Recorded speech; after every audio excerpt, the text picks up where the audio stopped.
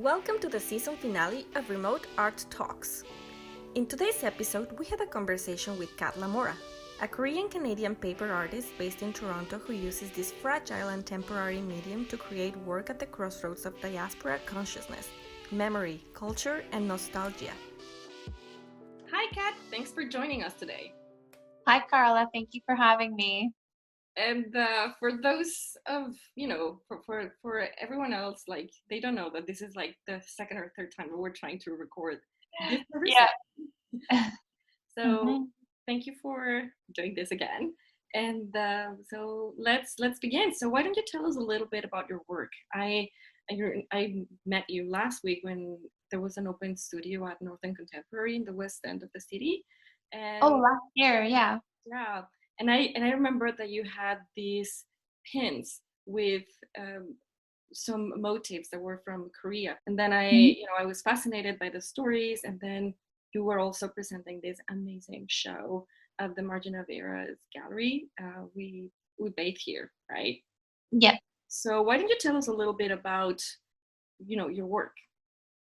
Okay. So I am an installation and sculptural artist working primarily in the medium of paper. And I work with paper because it's such a fascinating medium to sort of work with, because it's influenced by all the moisture, the cuts, folds. If something is done to a piece of paper, then it can't really be undone. There will always be a physical trace of it.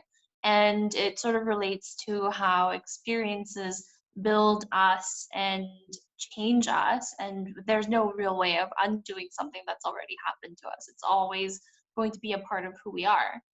The pins that you were mentioning are actually from Talisman, which is an exhibition that I did at Northern Contemporary in, I think, November 2018. So that was 2 years ago almost. And that was based on Korean minhwa. And that sort of directly translates to Korean folk art. And it was done by usually untrained painters who would wander from town to town and would sit down and listen to people's worries and paint things with these meanings behind them. So, for example, the tiger would ward off evil, and the magpie, they said, would bring good news on its wingtips. So my grandmother would say, in the spring, the magpie come back and they'll bring good news, so watch out for them. And they would paint these paintings with those motifs in order to sort of convey this message of well-wishing towards another person, which is something that we all need today, I think, with everything that's going on. And We Bathe Here was an exhibition that was the most recent one that I did, which was in October 2019. And it was sort of modeled after Korean bathhouses and the bathing culture there. So I would say that I'm very hugely influenced and motivated, and also sort of, I guess, inspired by the folk tales and the history that I learned from my family and from just general living in Korea and being a part of that culture.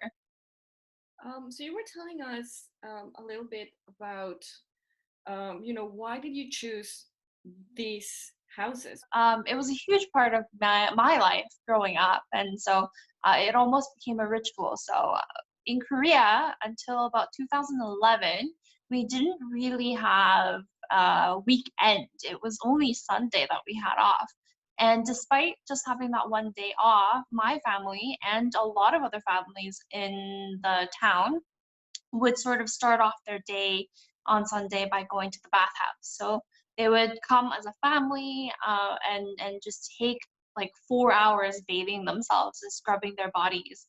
And there's something very emotional in that, I think, in a repeated behavior, like a ritualistic behavior that isn't really religious or anything like that. But in that action, I really believe that there is a sort of narrative that comes out of it, an articulation of our stories and our reality that sort of kind of comes into the physical realm. And the bathhouse is a very integral part of our culture because it's been there for thousands of years, and also has a very painful history of coming out of the Japanese colonization of Korea.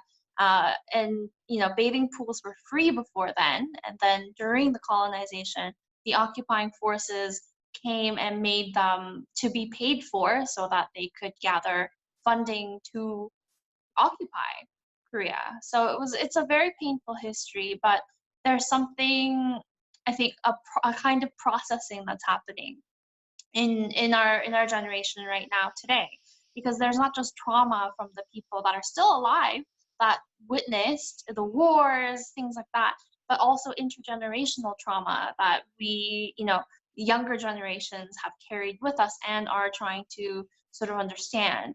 So I think my work currently sort of focuses on trying to understand where that intergenerational trauma came from and what the way a move forward is, because in Korean art, our sort of art kind of got pushed aside when we were forcibly opened to Western countries and Japan, when we didn't really want that. And our trajectory of history, art, music sort of all came to a stop when it just all got put on hold during all of these events. And now that Korea is starting to come out of that and starting to flourish, we're sort of asking the question of, where is Korean art now? And how do we move forward? Where is contemporary Korean art? How do we connect the past of Minhwa and all of these beautiful traditions, and how do we connect that to the modern era? So that's sort of the question that I've been asking myself these days. That's fascinating. And the fact that you were able to translate that, intimacy and all, and that cultural connection through paper just blows my mind. Thank you. And so are you working on anything these days? Yeah, so I'm currently working on a personal series called Little Luxuries. And it's sort of like a diary, almost like a journaling of some sorts, of everything that me and my partner we've been going through since the physical distancing has begun. And we've been in physical distancing since March 11th. And in that span of time from then until now, we've sort of gone through this oscillation of emotions and thoughts, where we started sort of with these sort of juvenile, like kind of like childish, kind of naive thoughts of like, oh, we're out of chips. Oh no, what are we going to do? We can't just pop down to a supermarket and grab some. I wish we could just grab stuff without lineups and things like that, to more dire things like, oh no, we're down to our last two toilet paper rolls. And, what do we do when we're out and we can't find any? Right. And down to my partner losing his uncle and sort of asking, how do we process that? Where do we even begin? Because it's something else when you're reading about it on the news, but when it happens to your family, it's a completely different scenario. So it's sort of me trying to create works and add to this narrative, this amazing narrative that I've seen artists contribute to, and this conversation that's happening worldwide. And it's sort of my way, I guess, of trying to record our story in it. Yeah. Right. Totally. I totally believe in that. I feel like we're all processing this experience in different ways. And just like in one of the previous interviews, I think this is a time to experiment as well and to create Mm-hmm. things, and great art is going to come out of this as well. Yeah. Yeah. So do you have any artists that inspire you, that that you like, that you follow on Instagram? Ooh, that's a really hard question. That's a hard one. Actually, I tend to be the type of person that um, I draw a lot from sort of my history and things like that.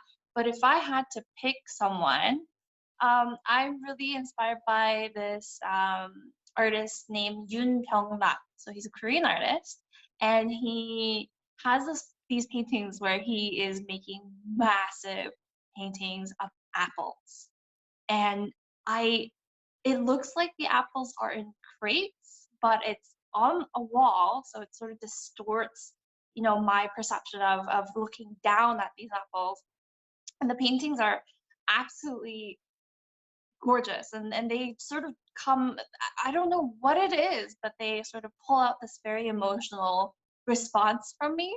And that's such a strange thing, me just trying to describe this to you, and I'm talking about these apples. But it is beautiful. So yeah, he's one of my favorite artists. Okay, well, thank you so much. And to wrap it up, let's go to our last part of the interview, which is the rapid fire questions. Mm-hmm. And basically, I'm going to be asking you 5 questions, and then the first thing that comes to your mind, that's your answer. Okay? Okay. All right. So, coffee or tea? Definitely tea. What music are you listening to? I'm listening to a lot of oldies, like Korean oldies. What is the thing you like most about social distancing? Being stuck at home with my partner has been great, and he cooks really well and bakes a lot, so I'm loving life right now. What are you watching these days? I'm watching a lot of Netflix, and also definitely a lot of Korean variety shows. They're very, like they have a lot of humor and they go around doing activities. So it feels kind of like I'm doing those activities, and it helps me get out of my head a little bit. um, and then, what is your favorite season? My favorite season is winter. Yeah, I really like winter because in a way it's sort of this time where nobody really, I guess, second guesses people going into hibernation to sort of take care of themselves and refurbish things, going on in their lives and take that time for themselves. And yeah, I guess I generally just really like holding up and being a bear. Well, this is a perfect country to do it because we have I lots. know, yeah. Yeah, everything closes down and there's a lot of snow and I get to be in the cave and be okay with it. Yeah. All right. Well, thank you so much, and we'll stay in touch. And thank you so much for being part of Remote Art Talks. And it's been a pleasure to have you here for us. Yeah. Thank you so much, Carla. Thanks for having me. Okay. Bye-bye. Bye. Thanks for tuning in. Follow this project using the hashtag #RemoteArtTalks and make sure to follow our guest artists on Instagram. Artifier is a Toronto-based platform created to help people discover how art can be fun. Go check out artifier.net or follow us on Instagram at artifiernet. For artist followers of Remote Art Talks, Partial Gallery is offering a discount on pro artist plans. Partial is a curated online directory of noteworthy independent artists. Go to partial.gallery, create a free profile, and use the code REMOTE to get a 10% discount on your pro plan.